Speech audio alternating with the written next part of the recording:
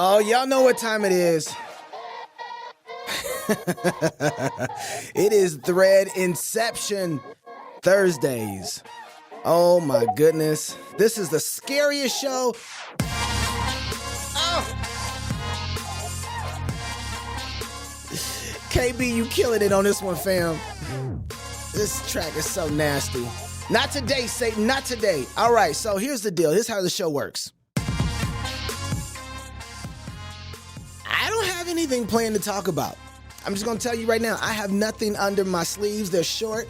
By the way, speaking of my sleeves, this outfit I'm currently wearing, if you can see me on YouTube, on Locals, and you can even watch me on X, I didn't dead name it this time. I didn't call it Twitter. Y'all stop dead naming it. It is X now. I didn't call it Twitter, like the rest of you horrible humans.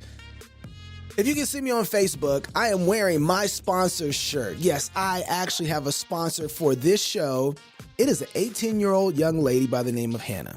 She makes wonderful things, and you can get these wonderful things and see these wonderful things at newhearttreasures.com. That's newhearttreasures.com.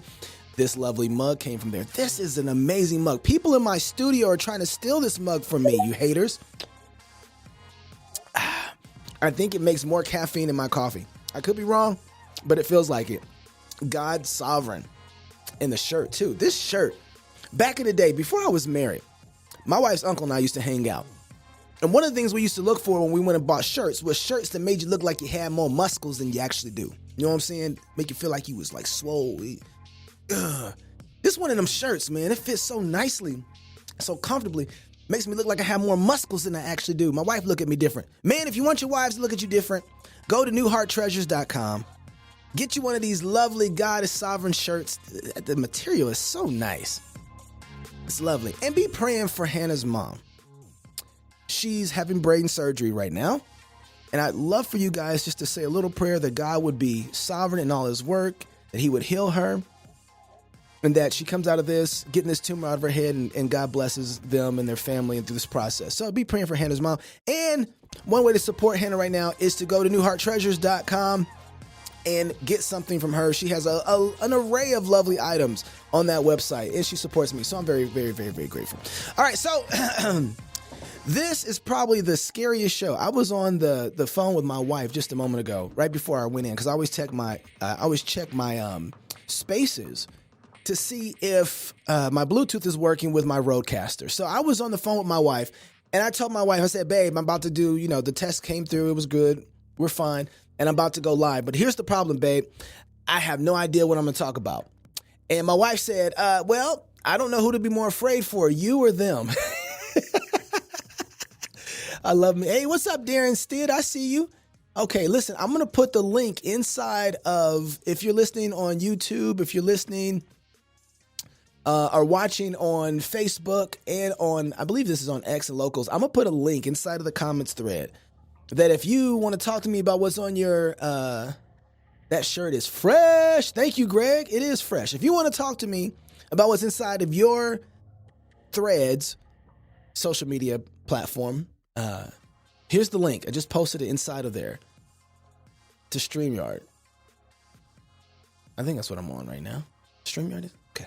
Riverside. Ooh, don't tell them I did that. I'm on Riverside.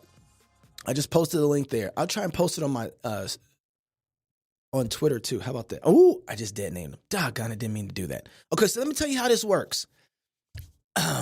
You guys are the content. You guys source the content through what's happening on your social media accounts, okay? So I want you to go to your social media account, YouTube. Skip YouTube. I don't care what's on your thread in YouTube. We can't really hear it anyway. But let's talk about what's on Facebook and what's on Twitter, what's in your thread. And I don't care what it is. It doesn't have to be anything that's like super deep. It doesn't have to be anything that you think is super special. It's just what's on there. How is the algorithm sourcing content for you? I kind of want to know what that says about you. And let's just talk through the content. That's all I want to do. I just want to hang out with you guys. And that's what I do on Thread Inception Thursdays. So let me see. Darren, there is no top. Darren, you are the topic. You guys are sourcing it. Derek Webb is dressed all over the internet. Okay, Gay, listen. Okay, I am King Ginger. I just gave you the link. You're more than welcome to come in and talk about that. Click the link, come in. I'll let you talk about Derek Webb and his dressing. I might not say much. This is one of those shows that if you ever really, really want to talk about me, to me, you can actually do that. I'm trying my best not to say much. You guys are going to source most of the content, and I'm going to see how much of a Christian I can be and just take what you got to say to me. Let me know if that link came through on the social media platforms if you want to chat, and so you can tell me what's in your thread. And now here I have a rule. Greg Moore, how about Stuart Amidon? I said this.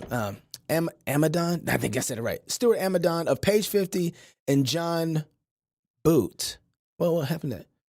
Fresh from FLF both got quotes today by Newsweek about the Derek Webb. Oh, did you guys? Well, there's a link there. Darren Stitt said, I'm a bad topic, man. Of the gingers, King Ginger is a better topic than me. We'll see. Okay, so here's the rule. If you got to get on here, I just posted a link. I didn't see nobody come in yet. I'm going to post a link on the social media platforms. Darren, you can feel free to oh, there he goes. Marcus Pittman is officially in the building. Now, I'm going to bring Marcus in. Marcus, are you there? I'm here. What's up, man? Okay, now here's the rules. I already told everybody, but I'm going to see if you did. You know, if you got to speak on here, you know what has to happen first, right? No. Oh, Marcus, you have to. This is a rule. I don't play about this one. Okay. You have to have shared the show in order to be able to have speaking rights on the show. Oh, okay. You don't I'll be right back. Okay, back. You come right back. What does he thought this was? Because we friends. He just thought he gonna come up in here. Darren, did you see how easy that was for Marcus to pop up in here?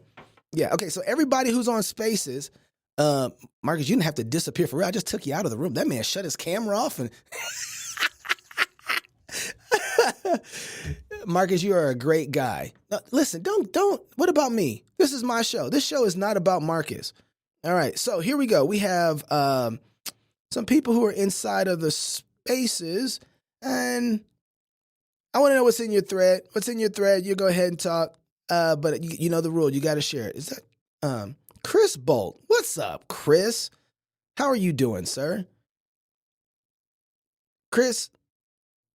Okay, Marcus is back. Chris, if you want to chat, share the show, I'll let you in and we can talk on here. We have a really interesting relationship. I like Chris, though. All right.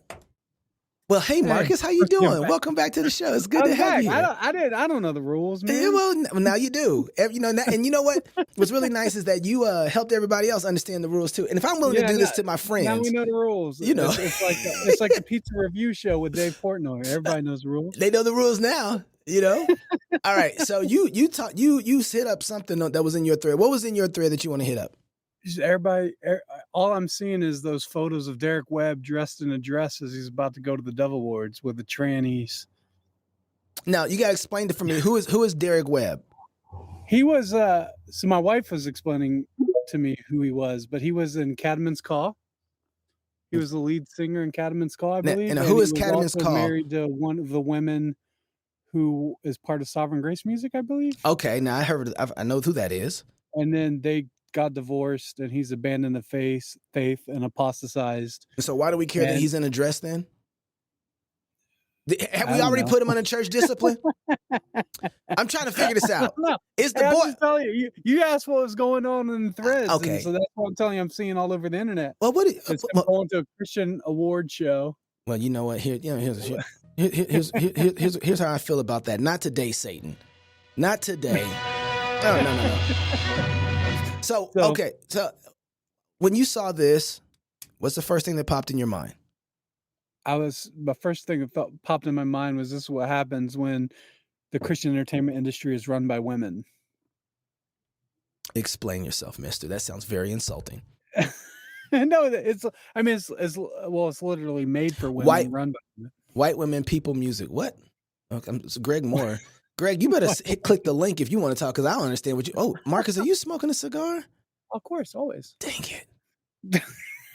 It's real nice. I mean, I'm trying to enjoy the weather while we still have some weather. Yeah, no, I understand. So you saw you said This is what it looks like when women run the music industry. Well, the entire Christian entertainment industry was created for 35-year-old soccer moms who shop at Lifeway Christian bookstores, right? So when you're hold on, wait. What evidence you have of that? How do you know that? I led advertising for PureFlix. Okay, that'll work for a year. Okay. I'm just asking. I just want $1.5 million a month spent on advertising to women. No advertising to men. Wait, so do you think this is interesting? Do you think that's actually a woman problem or a man problem? No, it's a man problem.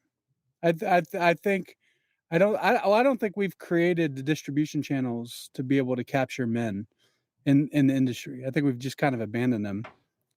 They're going to Joe Rogan and Jordan Peterson, Shapiro now, and we haven't really figured out where that audience is. But no, I think I think a lot of the church has been run by women for a long time, and so the men feel they have to emasculate themselves in order to get attention in the Christian entertainment space. And how are you planning to change that? Well, I'm glad you asked. I know you're here because you want to pitch something. You ain't fooling me. I know this is a pitch. Well, I think a show like the PKs, where we just dropped on Twitter. What is PKs? Tell me all about PKs. So PK, you don't know? So the PKs is a show written by Jason Farley, directed by you, and starring Sho Baraka. Yes. And it's a comedy sitcom that we dropped this week only on all the social media that we have. And you can go there and you can watch the full pilot, and which I think is probably one of the best comedy sitcoms we've ever had in Christian. Oh, tell me more. Tell me more. No, yeah. Really. I believe that. I believe that it pushes the boundaries in all the right ways, and it's legitimately funny, and it's not cheesy or poorly acted. So that's my thoughts on it. Obviously, I'm partial because I paid for it. Hey, I just want to say too, thank you. Yeah, no, that's why lore is important, so we can just experiment with movies and TV shows. And in order to experiment with movies and TV shows, you have to do things in a super low risk way. And I think our model allows for that, but it also allows us to create content. For markets that don't exist yet, and build out those markets and try to find it, like use the art to find the market, much like MTV did or Adult Swim did. There wasn't a market for people watching music videos, right? They just had to make it. But they believed that there would be a market if they could make it, but they didn't even have enough music videos when MTV started to like run a full day. They were just on loop. So they didn't exist yet. They weren't a thing. So can people still go right now? It's funny. I have that actually on one of my things I want to talk about, which was, can people still go right now to Lore TV and watch PKs? Is it still available to watch? It's not on the PKs. It's on our socials. It's not on the website. It's on our socials. So what's their socials? Watch Lore on Twitter.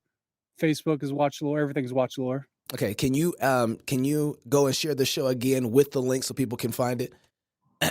Notice how I come through that in there for just for me. I'll put it on Facebook. Yeah, man. And and could you stop having guys who are dressing like women in your thread? What does that say about you?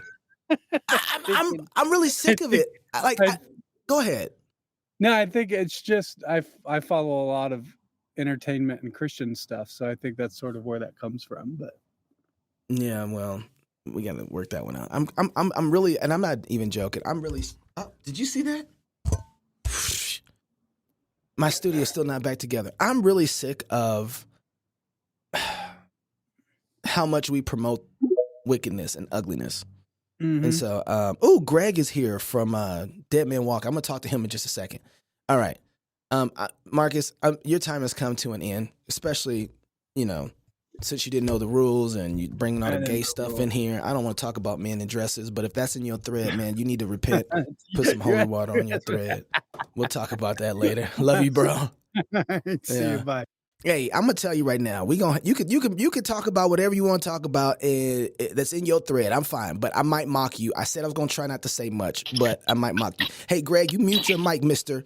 Don't make you're not yet. You're not next. This is Chris Bolt. He's next, so you got to mute your mic, sir. Yes, thank you, Greg. Chris Bolt, what's up, man? What's going on?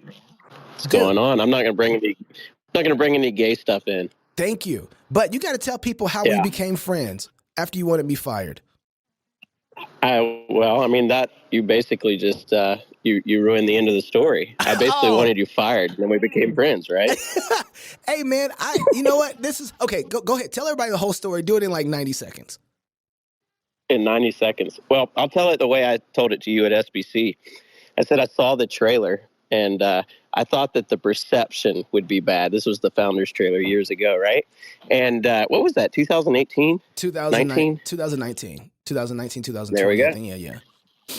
This relates to my thread in a moment, by the way, my timeline. But anyway, yeah, I said this man should be fired or something. I don't know. AD Robles has it on a video somewhere way back there. It's been, deleted since. But anyway, so yeah. And then I said, but then I found out, then I realized it was Chocolate Knox. And I was like, wait, I'm not going to ask him to be fired. I didn't know that part. No, I told you this, but it had a little bit more. Maybe I didn't hear that humor part. To it. Okay, I didn't know that you didn't know it was me. I thought you knew the whole time it was me. That's interesting. Okay. I did not. No, I did not initially know that. No, I did not. But okay. Anyway. Yeah. Yeah. No. It's interesting though, because it that overlaps with something that was in my timeline, which is Neil Shenby saying something about if 2019 you were looking at 2023 you, would you be ashamed or would you be horrified by what you've become or something to that effect, which I thought was a really interesting sort of thought experiment. Yeah. And, a lot has happened since 2019. So I think that if you're still the same person you were in 2019, there's probably some moral issues going on there, to be honest. Hey, Chris, what would you go back and tell your 2019 self, though? That's an interesting question to me. Oh, it is an interesting question. You know what I would say? I think I would say to myself, stop worrying about associating with people who are considered kind of fringe or out of the way or whatever, right? So, you're never going to agree with everyone on everything. I don't even agree with myself on everything. That's not true. Whatever. Oh, wait, I'm sorry. But that's exactly what gets used against people to stop creative things from happening, to stop good thought from happening, to stop good movements from moving, and good moral movements from being established. Is that people do this guilt by association thing where they pick some figure and then try to pick some fringe thing that they've done, and it's called the ick factor, right? Like, people don't think, they emote, and they have this ick factor where they don't want to be associated with particular people or particular groups of people just because of something that they've come to be known for, right? So, in reality, the Christian nationalism label is being used that way now. Lots of other things like that. I don't take that label onto myself that I'm aware of. I don't think I ever have, but if I'm called it, depending on what they mean, sure. But it's used to shut down discussion rather than advance it. No, I think you're right. I think it is. I think, Dave, I keep trying to get this to catch on. I love how David Reese talks about this, which David Reese says, if you ask me if I'm a Christian nationalist, depending on your intent for asking the question is going to be the way I answer, which is, if you're trying to separate me from the people of God, then yes, I'm a Christian nationalist. But internally, inside with the conversation with Christian brothers, I am not, because we can have the argument of the discrepancies of the details and that stuff internally. But when the world is trying to use that as a way to separate you out from the called out ones, then I'm not going to unidentify myself with them. I am baptized with these brothers. And so, yeah, you don't get to decide who's in and who's out, outsider. This is us. I'm with my people. And that's one of the things I thought was such a great distinction, because some people are running from the title because they want to really look good to the world. It's like, I'm always, even my crazy charismatic brothers, them is still family. I'm always going to identify with them over trying to say, nah, that's not family. No, they family. That's it. That's it. All right, brother. Yeah. Speaking of which, what do you do to sweeten the pot to get Owen Strand on FLF or whatever? I don't know if that's going to happen. That was in my timeline too. Yeah, I don't know if that's going to happen. I would love to see it happen, but I don't think it is. I think we're back in that, and maybe I'll talk about this at some point, probably tomorrow when we do it on the show. Chris, I'm gonna let you go, and I'm gonna move on, but I'm gonna finish answering this I'm gonna finish answering this question. Try to do so many things at one time. I think that in the social justice movement, we were the ones who were trying as much as we can to have conversation with brothers that we disagreed with, and we wanted, in all platforms, just to understand really what they meant. What do you mean? What is going on? Because we see this thing differently, brother. And so the statement on social justice in the gospel was a way to say, can we have the conversation around these guidelines and come to the table to us? They would not come to the table. And I'm finding that we're back in that same situation again, where a lot of people who are coming to the realization of where we currently are in our political understanding, our political theology, and say, hey, something's massively broken. And we need to go back and recover some things that have been lost because Christians in America have not been operating with good political theology. And so we need to resurrect that. And what's happened is a lot of Christians a lot of my brothers who are on the anti-CN side, and this isn't all of them by any means, but some of them are trying to figure out something weird is happening. And the pendulum's swinging, and instead of talking to them to figure out what they mean by what they're saying, they're talking at them. And I think people are comfortable right now. This isn't everybody, by the way, but some people are comfortable right now because there's a lot more at stake than just the conversation. Institutions are at stake, right? I think it's huge. There's a lot. Look, when the book for The Case for Christian Nationalism was written, all of a sudden that book blows up. You saw a couple more come out. All those books are making a lot of money. And so now we have two opposing sides that can have two different bases. And I'm trying to figure out, forget all the other stuff. Let's have the conversation. But I'm not supposed to be talking because this is Thread Inception Thursday where you talk. And we have Ellie, the assistant. What's in your thread, Ellie? Actually, you're my thread. It's exactly what you were talking about there with Owen Strawn. There's that and the lore pilot. But I'm just a lot more interested in the lore pilot because it's something funny. It's something more interesting. It's right. Yeah, I mean, way more interesting.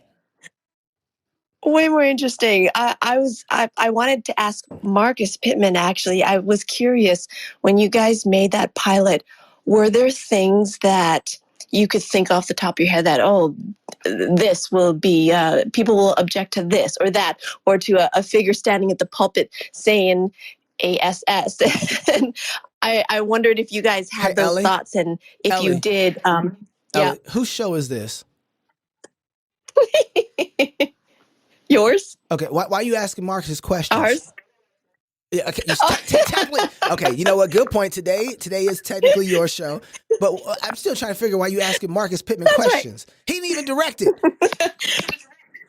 I'm asking you the question. I'm sorry, my bad. I'm asking you the question. Okay, I'll answer it for you the best I can. So when we did PKs, the point of PKs, the very point of PKs was kind of, believe it or not, rooted in some of the social justice conversations that were happening, where we wanted to make the demarcation of the line of what was of what family looks like. What is the thing that binds us together? The thing that binds us together is covenant, right? That is the thing that marks us off as being this is who we are. This is the defining markers of what identifies us and gives us our identity. And so long as we have that marker, that's the thing. And when we were creating that, and Jason, if he pops on here, I'll even ask him too, but the furthest thing from our mind when we were creating, in the creating moment, was what anybody else necessarily thought about what we were doing. When you're an artist and you're trying to curate, you have to let that thing just, what do you want to do? What do you want to come out of you? What are your worldview and your position, and how do you speak that And how do you do it in an artistic way? That's what we were more concerned about. We did know that it would be a risk to use the word ass in that way. We did know that. And that's part of why we did it.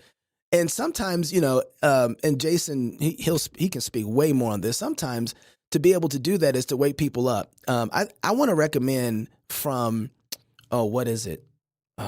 Nate Wilson's podcast that just left me. Stories are soul food. Are you talking about? Yeah. That he does a great take on words. There's no bad words. No bad words. He does a whole great theological breakdown on that and a really good explanation of appropriateness and lack of appropriateness. So, yeah, but when you're creating and you got a vein, if you let all of the tractors in your head, you never get your ideas and concepts out. And so you have to be free to make what it is you're making without having those type of boundaries. Otherwise, they would never let you create anything that's good. And so you have to be really careful of that. Ellie, I'm going to let you go. Does that help? Did that answer your question? Yeah, that was good. Okay. Well, it's my show. Thank you for coming on. Tell me what's in your thread. Greg, it's your turn. You're up, my friend. What's up, bro? What's up, Knox? I'm doing. Hey, you know what? What's going on? Hey, I got a bone to pick with you. You were at the fight left. First of all, let me say thank you. Let me start this off like a Paul thing. I want to say thank you for making sure that everybody got a drink the first round. You brought me two. You brought me wine and you brought me a beer. And seriously, man, you're a rock star. Thank you so much. You came to the conference and took care of everybody on the beer and psalms on the after party, and it was awesome. And I just really appreciate you. And so, first of all, thank you. Everybody, go follow and listen to Dead Man Walking podcast. You run a tight show. You're so quick. And man, you hit it and you go, and it's so impressive. I love what you do. I think everybody needs to be listening to your podcast. And you're a great guy too. All right, now you can go. Your turn. And then I'll tell you why I'm mad at you. Oh man, you must really be mad at me because you're laying it on thick. I didn't come on here for you to say how great I was. What's the bone to pick? What do you got? I came over. I was trying to hit every podcast downstairs inside of the vendor booth area. I came down there and I was like, all right, I definitely got to hit Dead Man Walking because they paid for first rounds for everybody. And I came down there and I was, you guys were having a party. Whatever was going on downstairs in the vendor hall was definitely different than what was going upstairs at the conference. And y'all were having a party and I came down there and I just kind of got engulfed in the party. I'm like, I'm not going to interrupt this guy to do a pot. He's already got, he's cool. You ever see anybody who's hungry? Anybody who's hungry is like, they like, let's do it. Let me get this. When you full, you be like, you just push the plate back. You just got to push the plate back on me. And it's okay. I'm fine with that. Hey, well, look, you come on anytime you want. You got an open invitation. I got people already telling me, man, you got certain guys on a lot. And I go, I just love hearing them talk. I want to talk to them. And you're definitely one of those guys. And obviously, you know how much I love cross politic and everything you're doing out there. But very quickly, I have three things that are coming up in my feed, and I want to see which one you want to hit on. One is the Unreal Engine. I don't know if you've seen that going around where you can take in real time AI and create fires in cars, bombs exploding, and it's being used in media right now to kind of contort the struggle going on in Israel versus Hamas. Two, I've seen a lot of unification on Israel between Big Eva, Reform folk, Pentecostals. Now, they all have different reasons why they're supporting Israel, but I find that odd that we're all kind of coalescing around that. And then the third thing was I saw Mark Driscoll on Turning Point USA talking about angels and demons. And I thought it was funny that Mark only jumped on there after, Charlie Kirk supported trans rights and gay rights at his last, rally that he had. So wait, those are the three crazy things. Which one do you want to talk about? He did that. Well, hold on. The question is, now see this, you got this takeover spirit on you. See, this is why you need to listen to Dead Man Walk. He got this takeover spirit. He just comes on and act like this is his show. No. What do you want to talk about? It's your thread. Oh, wow. Let's go Mark Driscoll and how far he's drifted. Just because I grew up on Driscoll, early aughts. And now we have him talking about angels and demons and kind of this Pentecostal kind of talk on turning point, which really, Charlie's really strayed from conservatism. He's a pagan, but he had a gay speaker on and supported him and said, hey, we need gays and trans in our movement of conservatism, at which point I say, what are you conserving? And now we have Mark going on there and even straying further and kind of supporting that. I don't know what it's for clicks, he was hawking some books. He said they were free, but I just find it very odd where you had a man who seemed to preach so biblically in 2002, 3, and 4. And now 20 years later, or 15 years later, he's made a 180. And it's kind of sad for me. And I've seen that pop up 4 or 5 times in my feed. And I was just wondering what your thoughts on it was. Well, I think your thoughts are sufficient. There's 2 things there that came to mind when you were talking. One is, both of those guys are our problem as Christians, as a church. I've been working through. Were you at the Business Makers Conference? I was not. Oh man, I wish you could have made it. Everybody needs to go listen to the Business Makers Conference that happened at the pre-conference anyway, at the last Fight Left Feast conference at the Ark Encounter. It is phenomenal. Joe Rigney's talk on the poetry of creation was the summation of those talks. And he put the cherry on top, talking how God has handed over creation to man to guard and to protect it and then to beautify it and to turn profit off of it, right? I'm summarizing what he's saying. When I start thinking about that, one of the things that hits me dead in my chest is the responsibility that we have to guard creation as much as we have to cultivate it. And part of the things that we need to understand about guarding is saying this is how you use it properly, right? This is how I just muted you because you were going in and out on sound. We're coming to get a little bit of feedback, and then I'll let you come back in. But we can't just cultivate creation. We can't just make it better. The calling that we have is to protect it too. As we're working through theology and theological ideas, and we're helping people be able to make good families and make good goods, we have a responsibility in one way or another to police those things to make sure that they're being used properly in the field that God has required them to be used. That includes bad doctrine, right? And I'm not a Mark Driscoll and the conservative Charlie Kirk. Kirk is. We aren't leading in the part of the reason Driscoll blew up was because there was this effeminate side to some of our theology and it was closed off that nobody really had access to in a lot of ways. And Driscoll was willing to go in those environments, go to those places and proclaim the gospel where we weren't. And so this whole new fresh movement that really wasn't being discipled by a lot of older guys grew up and developed. Now, praise God, a lot of those guys now have found more mature men to follow and develop. But man, I still, I don't know if we handled the Driscoll thing well. I just don't think we did. And nobody wants to have, I'm not trying to pick up my Baptist brothers, but nobody wants to have a presbytery, but all of a sudden Driscoll gets out of line and people start trying to figure out how to form presbyteries to get rid of them. Like, what? And so there's no structure on what do you do with that. We ain't engaged in politics. We haven't figured out how to get Christians together to say, okay, what does it look like for Christians to protect the kind of blessings that God has given us and that we've created? We've evacuated from politics and then expect our politicians to hold up in some sort of way. And here's Charlie Kirk, who claims to be a Christian. I don't understand what's going on with him. I don't know if the stuff that he said about the homosexuality was old stuff and he's changed his position. Greg, you just said that he did it recently at one of his more recent events. I haven't seen that yet, but here it is that this is not somebody who.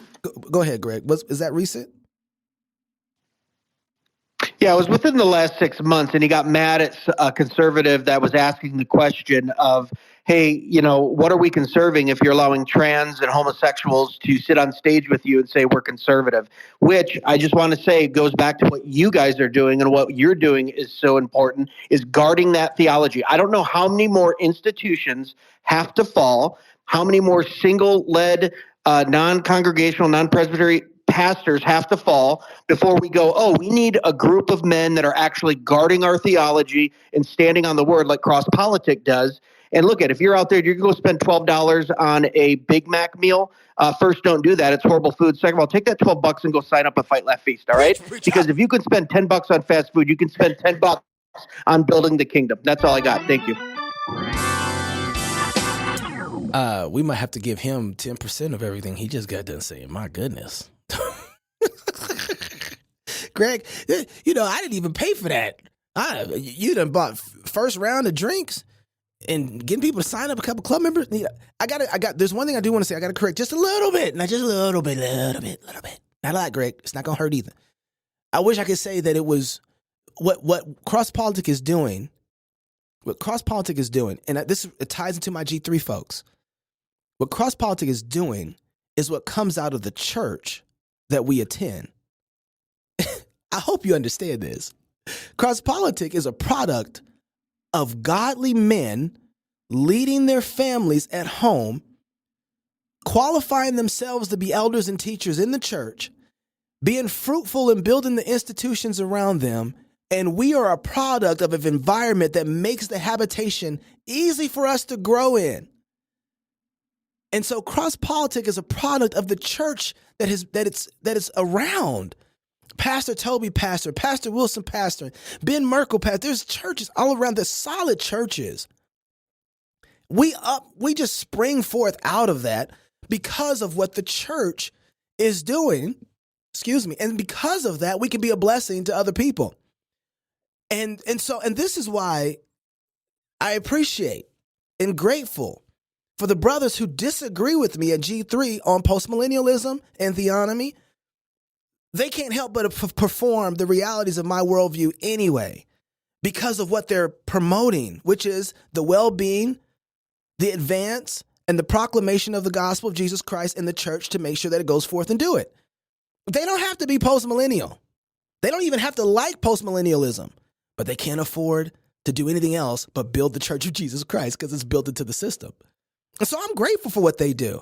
I hope they have 20,000 more churches and people who are pastoring churches come to their conference, because the better and the more advanced the church of Jesus Christ gets, the more hungry that it becomes for the namesake of Christ in the world, the better the world is going to get.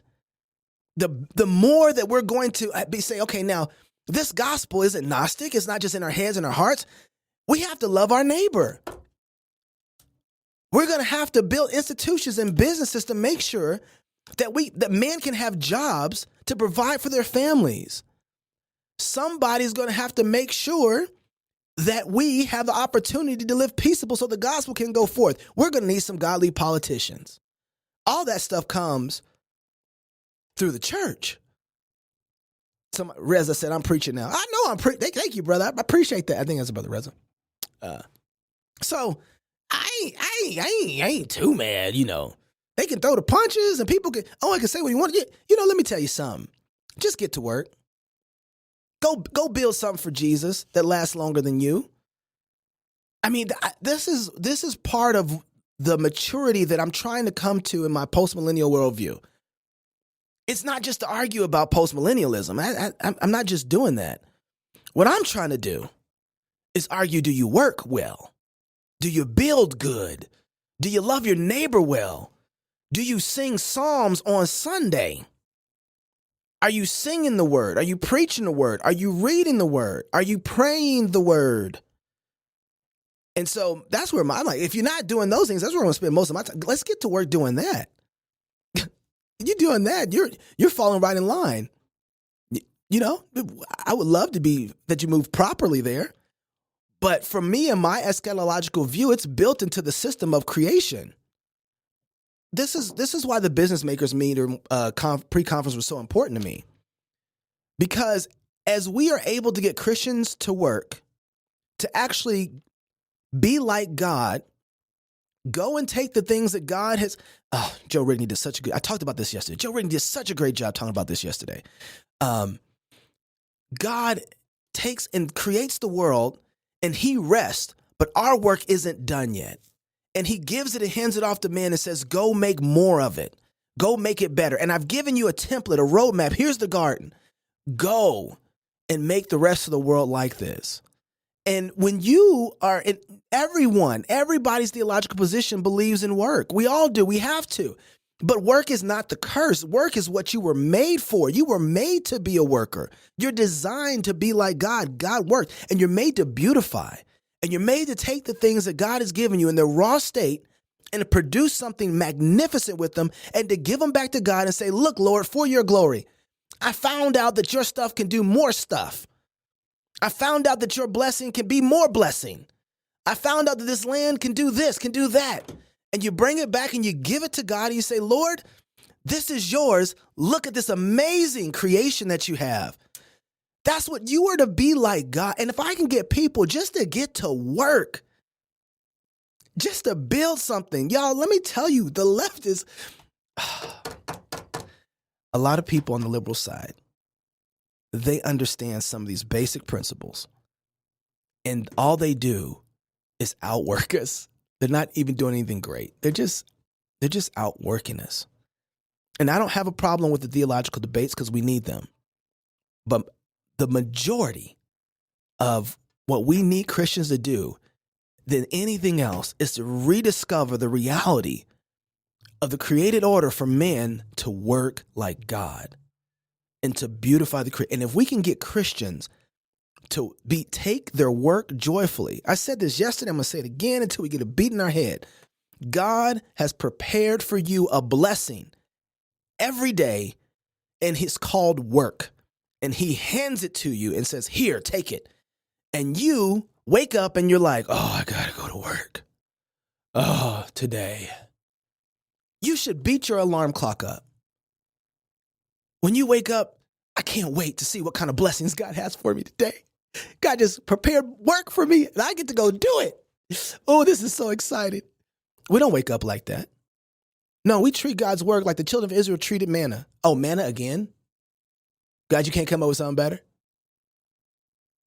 God has every day brought the sun up. And not once was he ever tired of doing it. You are made to image God. When you wake up, when you see that sun, take joy in the work that God gives you. And that kind of work, seeking to bless other people, seeking to be like God and image God, because you're an image bearer. God doesn't get tired in his work. You don't get tired of yours. And rest on the Lord's day. So if I can get people to work, take joy in their work, it's built into the postmillennialism is built into the system. Work by its very nature means that the thing that you're working on is not going to be the way it was when you got it. It's going to progress to a better state. Do you see what I'm saying? You can hate postmillennialism all you want. But if you work, you're not leaving things like they were. They're getting better for the blessing of people and for the glory of God. So hate my eschatological position. Forget my worldview. That's fine. Go build something. Go work. Go figure out a way to be this is what Camden Spiller was talking about. Yes, listen, y'all, why we got me talking like this? What's wrong with y'all? Y'all supposed to be in here in Thread Inception, and I'm supposed to be listening to y'all talk. Instead, y'all got me talking. That's not how this was supposed to go. Camden Spiller was, so somebody in here, tell me what's in your thread real quick so I can shut up. Camden Spiller at the pre-conference, first speaker up, was reminding us of how small we think. The homesteading thing has become really big right now because people are trying to escape in one way or another from the government system, the totalitarianism, so they're retreating. But retreat in such a way to be a big blessing to others so that you can fight, right? I get that one. But he's saying that we've retreated so much and we don't want to really fight anymore. We're trying to figure out how to keep just me and ours. But large institutions thinking big, I think about it this way. Do you want to be a big blessing to the world or do you want to be a blessing? If you want to be an blessing, you need to repent. You need to repent because the world that you live in and the God in which you image said, I want to be an overflowing blessing because that's just who I am. God made a world that overflows with food on it. There is food falling from trees that you will never eat. There's water flowing from mountains which you will never drink. There are things going on in the world that are just overflowing and overflowing and overflowing because that's the kind of God we serve. He's overabundance of love. And you are to image that. How can you make and build something that overflows in that kind of way to people? That's what we're supposed to be doing. Can we build things that becomes overflow of love? I watched, y'all ain't listening. I'm trying to tell y'all, get some threads so I can shut up. I watch Amazon in Seattle. They're a big influence out there. And so many times the local government, the federal government, or the state government tries as much as it can to put taxes on businesses, particularly because they want to hit Amazon, but they don't mind getting money from all the companies. So they always are trying to do something, the next move to get more money for their coffers, right? And because Amazon is so large, they can do something that other companies can't do, which is actually, and I don't like this, I'm not a big fan of this, but I think there's a place for it, even inside a Christian nation. But they're able to go and actually say to the civil magistrate and say, hey, listen, why don't you not try and steal more money from us, and we will figure out how to solve this problem. And many times when there should have been taxes that would have destroyed smaller businesses, and it would have been a tax on Amazon because their worlds are intertwined, they were able to stop those bills from going through. Wouldn't that be huge? Wouldn't that be, I mean, could you imagine being the kind of corporation that was so big, so impactful that you could stop crimes from actually taking place like abortion? Oh man, I wouldn't be, and it's not because you're just full of power. No. It's because you figured out how to love your neighbor well. One of the things that David Bahnsen was harping on was that we are not going to achieve the kind of world that a lot of post-millennial people want, or the kind of human flourishing that everybody wants to see, with mediocrity. You don't get it. Average don't work.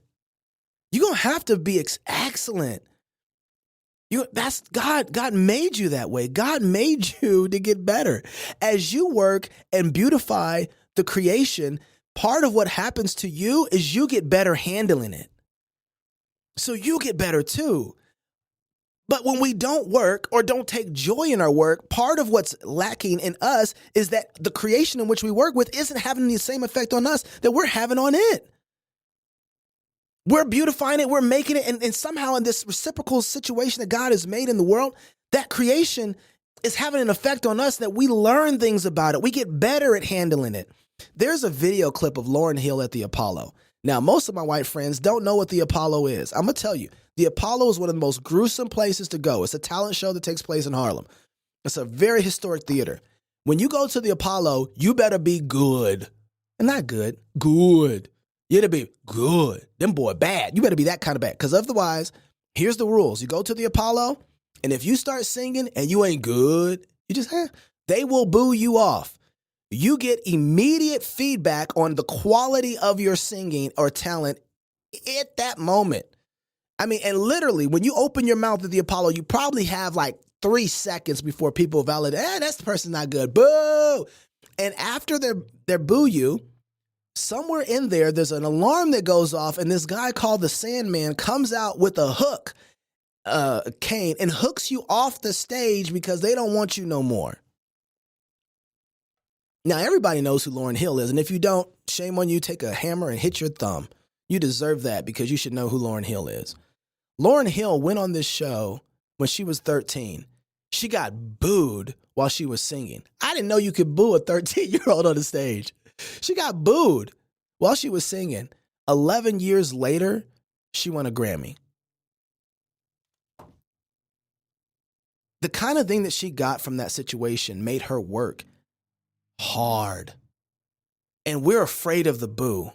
We're afraid of, oh, I'm not going to be impressive, so I don't ever start. I don't ever work hard. I just want enough, so it just, no. It's okay. Take the L. It's okay to take the L. Take the L, come back and make it a W. You go back and work hard. And as you do, the thing that you're working with gets better and you get better. And then you can come out and be a blessing. The miseducation of Lauryn Hill, man, I used one of those songs on my wedding day. I sung, "You're just too good to be true. Can't take my eyes off of you. You be like heaven to touch. I want to hold you so much. At long last, love has arrived." Hey, listen, y'all ain't coming in here what's in your thread, so I'm just singing. Anyway, but she worked it, and she worked it into a Grammy. Y'all, it's this simple. It's this simple. It's work. It's just that simple. Work. Get to work. All right. Since it seems like nobody else has anything more in their threads that they want to push, y'all know I've been trying to keep these shows to 30 minutes. You know I'm at 53 minutes. Whose fault is this? I blame Greg, the Dead Man Walking. It's his fault. Hey, y'all. Tomorrow. Oh, I got to tell you about tomorrow. So, not today, Satan. I didn't look at my thread. You know why I didn't look at my thread? Because I'm pretty sure if I look at my threads, I'm going to have stuff in here like, oh, look, Jason Farley says, love hearing people talk about the first pilot episode. My boy Franklin, also known as Buddy, says, finally a Christian show that's not corny. I busted out laughing as soon as the show started. Thanks, Buddy. Appreciate it, man. I'm going to stop before I get to something that I really don't want to. I'll start another 50 minutes. Anyway, tomorrow, David Reese. We've been going through national covenanting. Or should I say civic covenanting? And we've been working through covenant and how it applies I'm thinking of as an alternative, kind of like the title Christian nationalism. I think most of the guys that are in that will probably agree with me. But we're working through it, and I'm starting to realize that, man, the whole world is designed and built around covenant. And the more that we understand that, the more we understand how covenant operates in the family, connected with the church, we'll understand the civil magistrate so much better. And some of these questions around Christian nationalism and Christian nations and what is a Christian's duty and responsibility in the civil magistrate? Do we have, I heard, what was it? I think, do we have liberty to sin? It's like, I mean, no, you don't. But people are fine with religious liberty in America. But you don't have the liberty to worship Molech, people. Worshiping Molech is the killing of innocent babies. And we're comfortable right now. Every Christian knows they're against abortion. But the people who are aborting are worshiping the false god of Molech. You don't get to do that. Idolatry does not stay put in one's heart. It works its way out into society. And when we see that, the civil magistrate has a duty and a responsibility to punish wickedness that operates inside of the civil sphere. So where people are killing infants because they're worshiping Molech, that gotta go. It's so funny. I heard Owen Strand, his talk from G3 is out. It was hard for me to listen to. I ain't gonna lie. But I listened to it. When I was there at the conference, I listened to it a little bit. But I couldn't stay that long in there. One of the things that he said was he believes in religious liberty. And I'm like, oh, interesting. So answer me a question. Do you think that religious liberty would allow you to have the Muslim prayer played loud over the public speakers? Oh, it has a limit, huh? Would you allow Muslims to pray their prayer over the loudspeakers in the public and everybody should hear it? I don't think so. Yeah, you don't have liberty to sin. Not in this. Not. I was saying you don't have the liberty to commit crimes. That is a crime, right? Yeah, so much to talk about. We're gonna have David Reese on tomorrow, and he's gonna talk about some of these things tomorrow at 2:00. I will be here when David Reese comes on. I actually have a time tomorrow, 2:00. I have a time. We're gonna talk about that. I might bring up some of those clips from that talk to talk about. Probably around the 33-minute mark on Owen's talk is when it really started getting really bad. Anyway, that's Thread Inception Thursdays. This is the kind of show where you guys really control the conversation, and then you guys let me go off on tirades. Next week, is more of you. This is Knox. Unleashed.